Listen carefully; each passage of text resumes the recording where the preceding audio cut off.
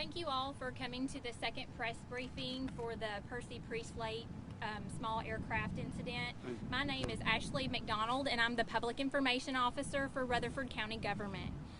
The information that we know at this time is that a small jet left Smyrna Airport just around 11 o'clock this morning heading to Palm Beach International and crashed shortly thereafter into Percy Priest Lake. We acknowledge that there are several rumors that are circulating regarding the number of victims and the identification of those victims. None of this information has been officially released from anyone associated with the investigation. We do know who the jet was registered to, but at this time we will not be releasing that information as it is part of the active investigation. It is also unknown to us exactly who was on the aircraft. The only thing we are able to confirm is that there is at least one fatality. As you know, names of any victims will not be released until all the next of kin has been notified. Please continue to be patient with us as we move through this investigation.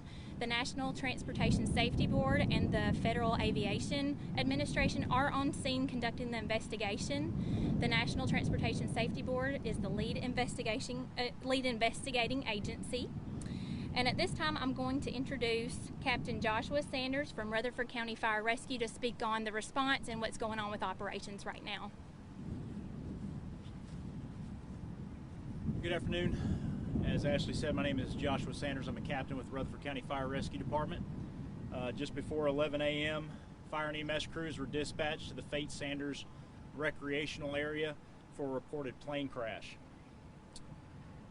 Initial reports indicated that a plane crashed into the water just off the shore of the Fate Sanders recreational area. Fire crews arrived on the scene and initially deployed watercraft and UAS assets to conduct a thorough search of the area. They initially encountered a debris field in this area, and all indications were that the debris was from an aircraft. Fire rescue crews have identified aircraft components and are continuing to conduct coordinated searches of the area with the assistance of TWRA and Metro Nashville OEM water assets and dive assets from Metro Nashville. We do anticipate search rescue efforts to continue through the night. We will provide updates as we have them. We do ask that civilian boat traffic remain clear of the area, as well as any other potentially civilian drone aircraft. This is an active scene, and we want to minimize any interference and any risk to any injury. At this time, that's all the information that we have. I can entertain a few questions, but we don't really have a whole lot more to release at this point. You said one confirmed fatality. Can you explain why you came to that conclusion? At this time, we just don't have any further information released beyond that. We have at least that information available. Can you describe what the debris field looked like? The initial observation of that crash site was an initial oil slick. We did identify aircraft components and some other articles that were consistent with that of a aircraft crash. You mentioned UAS assets. Can you explain what that is? Yes, sir. That's unmanned aerial system. So it's our drone assets that we have in Rutherford County. We have a very robust drone program that, in association with the Rutherford County Sheriff's Department and Rutherford County Fire Rescue, we are conducting drone missions for search and rescue operations, as well as mapping, which assists us with the search of the area. Will there be a certain point tonight where you're going to have to just cut off the search because of daylight, or what's kind of the next few hours look like? That's being reviewed during our different operational periods that we're having. We have command meetings every so often that we're discussing basically the direction of the mission that we have. Those decisions will be made, but at this point we're anticipating that our search will continue through the night. So there's one fatality? At this point, we have indications of at least one. Has the body been recovered? I can't release that information this time. What's been the difficult part about this? The wind, the weather, just going out, knowing what you're going into? I think the situation itself is probably the most difficult part, dealing with the potential impact that this has on family and the community at large. But our crews are working very hard, working very diligently.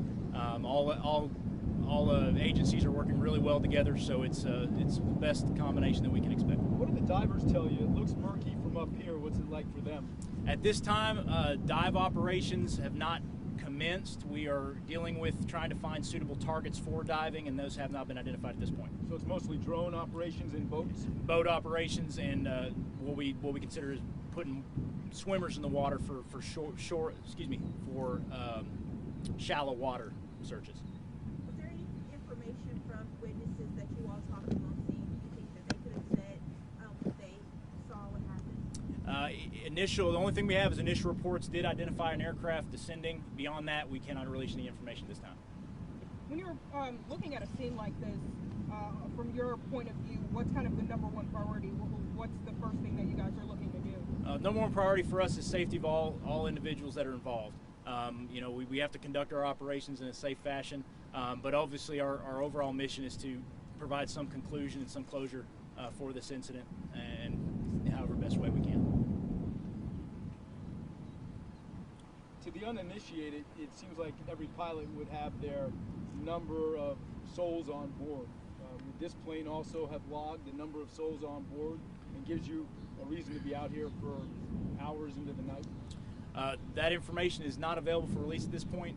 We do have some information, but that'll be released more than likely by the FAA and NTSB. Thank you all very much. Yes, thank you all. And we do not have at this time another scheduled press briefing because we want to make sure that we're conscientious of your time.